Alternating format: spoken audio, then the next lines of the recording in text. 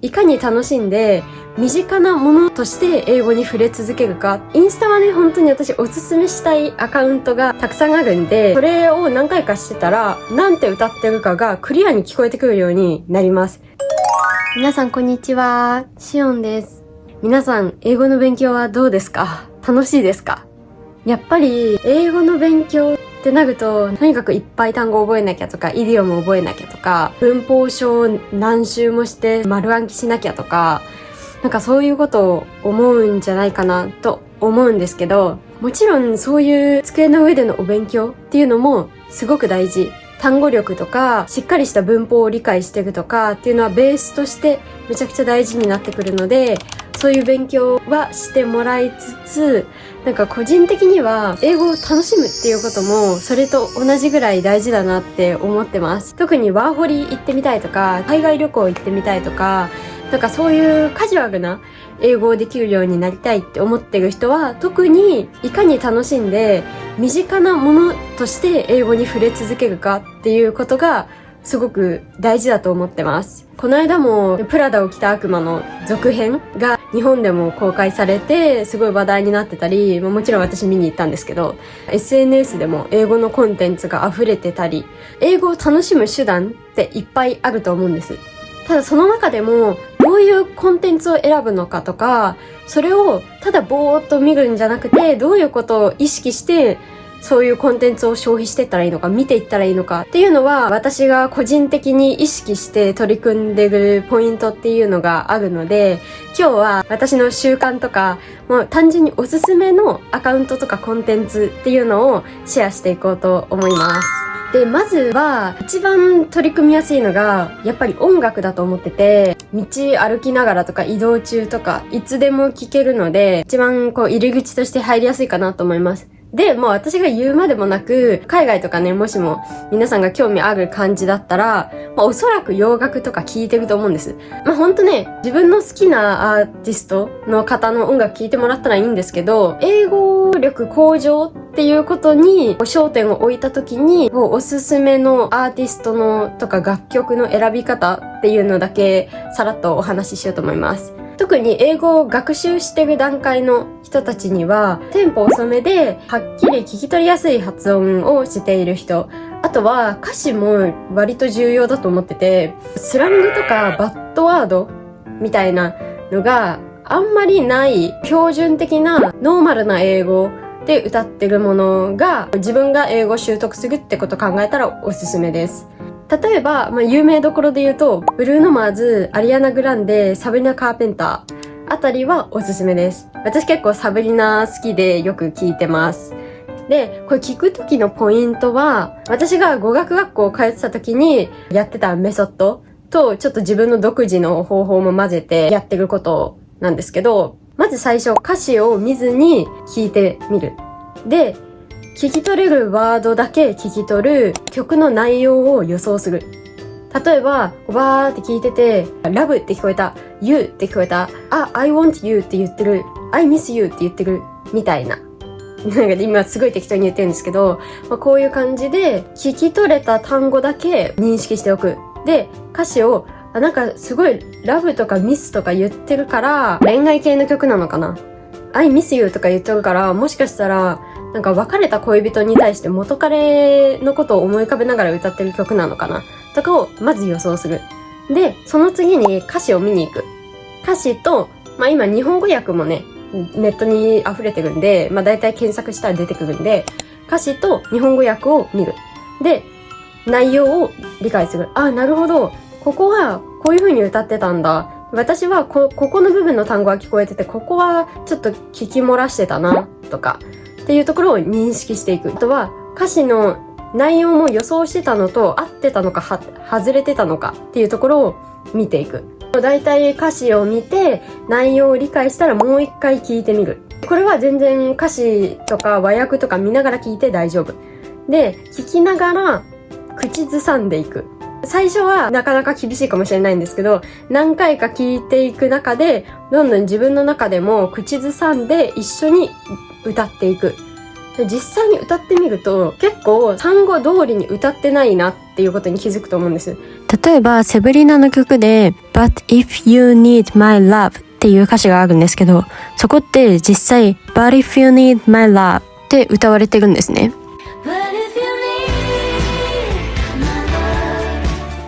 そういう感じで文字で見る歌詞と実際に歌われてて音で聞く歌詞っていうのが結構違うよっていう話です。だいたいネイティブってこうつなげてリンキングして読んでいく。あとはこう発音をもうほんとほぼしてないみたいな ING のとことかは省かれたりとか結構するんですけど、それ発音の要するに強弱ですね。強弱が特に歌だと実際に喋っていくのよりもより誇張されてることが多いんで、その強弱のところを認識してて、あ、ここってこういう歌詞で書いてあるけど実際はこういう風に発音されてるんだなとか、こういう風に繋がるんだな、こういうところは発音が省略されるんだなとかっていうところがだんだんと見えてくるんで、そういうところを認識していって、最終的にはそれを何回かしてたらもう歌詞見なくっても曲を聴いただけでなんて歌ってるかがクリアに聞こえてくるようになります。で、個人的にはそこがゴールだと思ってます。なんでその領域まで持っていくっ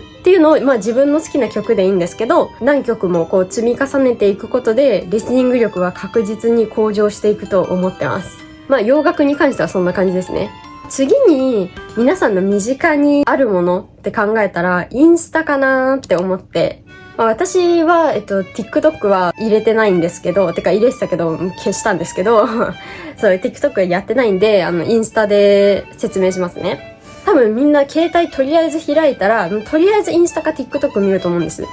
それぐらい結構身近にあるコンテンツだと思ってて、で尺も短いから映画とかドラマとか見るよりももっと手軽にショート動画でこう英語を学べるっていうところが、結構魅力的なポイントかなと思ってます。しかも海外インフルエンサーのコンテンツが本当にたくさんあるから自分の好きなコンテンツに出会いやすいっていうメリットがあると思ってます。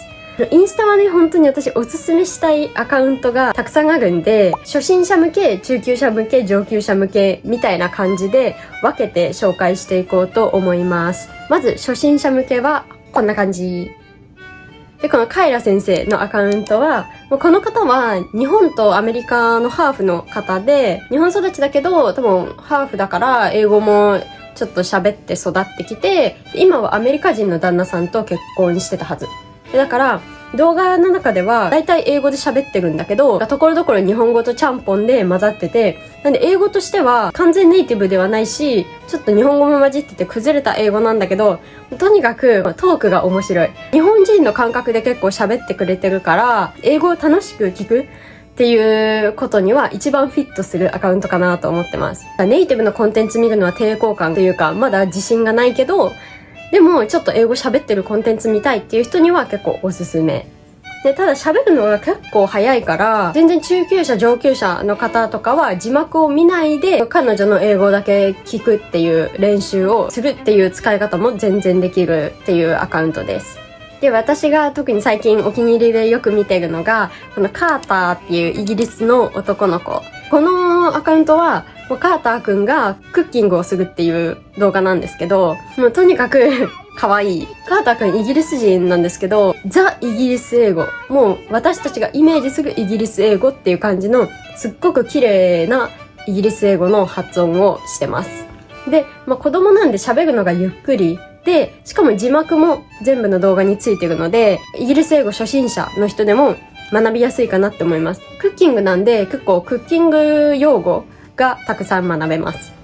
で、このセズっていう子は日本に住んでるイギリス人の女の子。確か10代の途中で日本に引っ越してきてみたいな感じですね。日本に何年か住んでるみたいな子なんですけど、基本的にコンテンツは全部英語で発信してて、でイギリスの女の子なんでイギリス英語のリスニングにいいかなっていう感じです。でイギリス人の目線を通して日本の文化について感じたこととか結構発信してるので、なんかそういう意味でも外国人の視点ではこういう風に映ってるんだなとか、日本の文化も再認識できて面白いチャンネルです。で中級者向けがこちらで、このアカウントは多分だけどアジア系のアメリカ人なのかな。とにかく日本在住で英語ペラペラで、日本で今トレンドになってるファッションとか、あとおすすめのカフェとか、そういったことについて世界に向けて発信してるっていうアカウントです。東京のトレンドについても学べるし、英語についても学べるし、世界観が可愛いのでおすすめです。で、このアカウントは男性におすすめかな。メンズファッションについて発信してるヨーロピアンの男の人です。で、日本に住んでるんで、日本でおすすめのアパレルのお店紹介してたりとか、自分のこのコーディネートを紹介してたりとか、ヨーロピアンだけど英語だいぶ流暢で、いつも結構字幕つけてくれてるので、中級者の方でも見やすいかなって思います。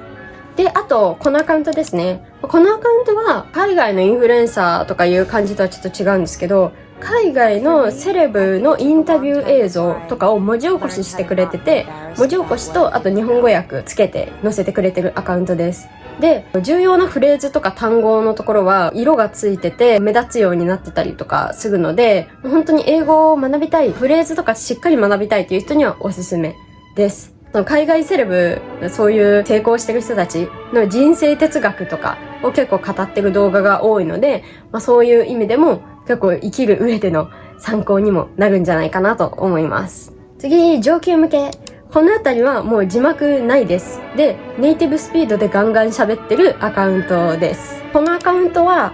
何人かわかんないけど、多分アメリカ人のママのアカウントです。で、クッキングとか DIY とかガーデンとか、そういう感じの、彼女の生活、子育てしながら、そういう家の家事とかやってるような生活を載せてるチャンネルで、彼女はすごい綺麗でクリアな英語を喋るんですね。で、なんで動画自体に字幕はついてないことが多いんですけど、聞き取りやすいです。なので、英語のリスニングちょっと慣れてきたかも、みたいな方は、ぜひ字幕なしの彼女の動画見て、自分のリスニング力、ちょっと試してみるっていうのはおすすめです。で、この二人は、イギリスの女の子たちのアカウントです。ファッションとかについて、もうバーってイギリス英語でとにかく喋ってる。で、字幕もないです。なので、もう本当にイギリス英語の上級者向けっていう感じのコンテンツ。次、YouTube は、インスタよりもちょっと長めの尺になるから、私はご飯食べながらとか、ね、見たりしてます。最初の入り口としては、日本に関連するコンテンツから入るのが私は個人的にはいいかなと思います。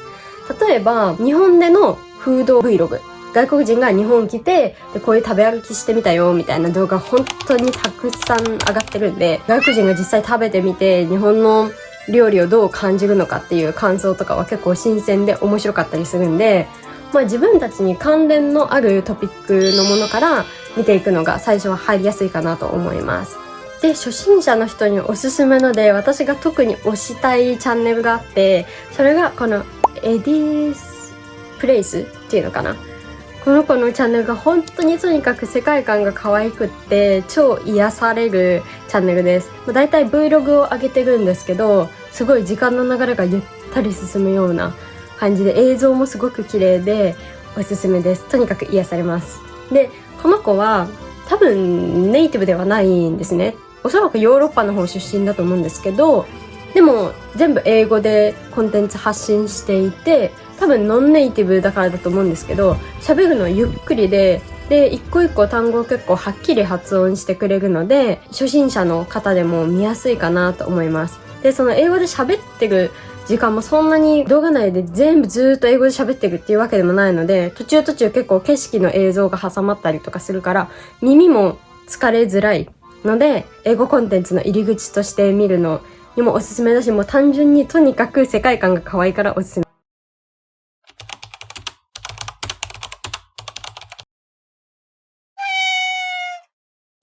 中級者に特におすすめなのがこの2つ。ハリソンって人はロンドンのフードブロガーで、ロンドンで今話題になってる食べ物とかおすすめのお店とか、そういうレストランに行ったりして食べてフードレビューするみたいな、そういうチャンネルです。なんでイギリス英語を学びたい人にはおすすめっていうのと、イギリスに留学だったりとかワーホリとか行く予定がある人とか今してる人は情報収集としていいメディアかなと思います。で、こっちの人はロンドンのブロガーですね。この人もさっき紹介したエディスプレイスと同じような雰囲気で、結構チルでゆったり癒される感じのコンテンツです。ロンドンの男性の方なんで、イギリス英語で、喋るのもネイティブスピードで喋ってはいるんですけど、字幕ちっちゃいんですけどついてるし、字幕オンにもできるし、さっきの子と一緒で割と風景とかが映ってて喋ってないシーンとかもところどころ挟まれてたりするんで、もう軽く見るっていうのには結構ちょうどいいかなと思います。次、上級者向けが、この辺りですね。ジミー・オーヤンっ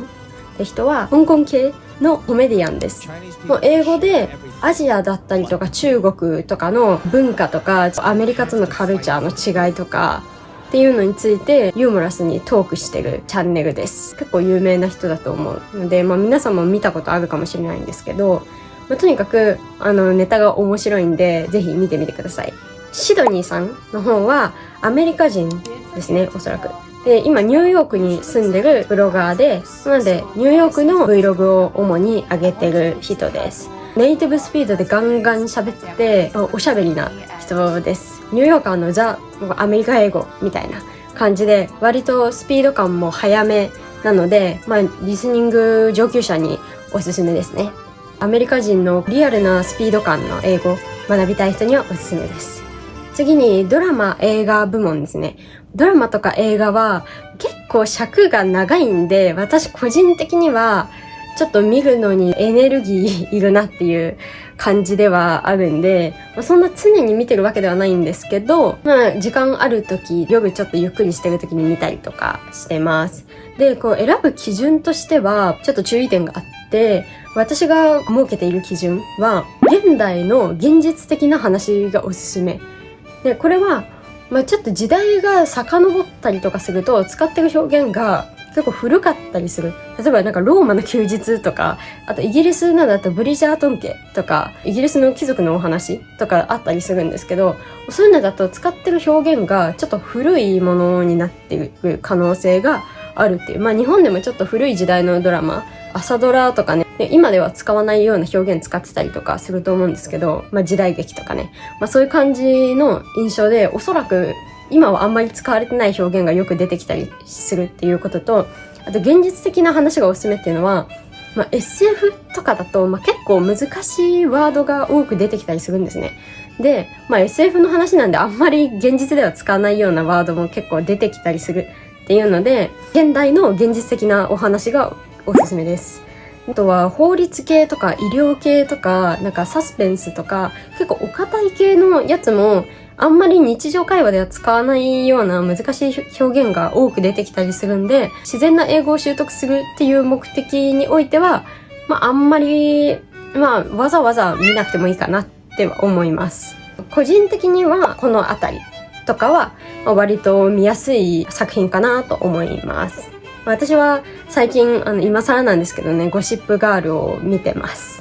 エミリー・イン・パリスとかプラダを着た悪魔とかは、結構お仕事系の話なんで、喋るスピードが結構速くてビジネスっぽいワードとかも結構出てきたりはするんですけど、どっちも日本でもすごいヒットしてる作品だし、モチベをすごい上げてくれる作品なので、英語を頑張ろうみたいな気持ちにもなりますね。という感じでいかがでしたでしょうか。結構いろいろ今日紹介したんですけど、何よりも一番大事なことっていうのは、ちょっと うるさいな。ちょっとパソコンがうるさい。パソコンが熱を。一番大事なことっていうのが、英語を楽しむこと。そして日常に英語を取り入れること。日常の一部にしちゃうっていうことです。普段自分が音楽聴いたりとか SNS 見たりとかっていう時間を全部英語のコンテンツにする必要はないけど、英語のコンテンツも日本語のコンテンツと同じように娯楽として見るっていう習慣をつける。そのためには自分が楽しんで見れるような、自分に刺さるコンテンツを見つけるっていうことが大事なので、今日ね、私が紹介したのは完全に私の好みに基づいたコンテンツなんですけど、自分のお気に入りのコンテンツっていうのをぜひいろいろサーチして見つけ出して、今日移動中は洋楽聴いてみたよとか、ちょっと夜時間があったから英語の YouTube 見てみたよとか、そういう感じで日々日常にもう初めはちょっとずつでもいいんで取り入れていって、ぜひぜひ英語を娯楽として日常の一部に取り込んでみてください。他にもこういう情報を知りたいよとか、もっとこういうものを動画にしてほしいとかあったら、ぜひぜひコメント欄で教えてください。では今日もちょっと夜遅くなってきたので、もうお風呂入って寝ます。じゃあねー。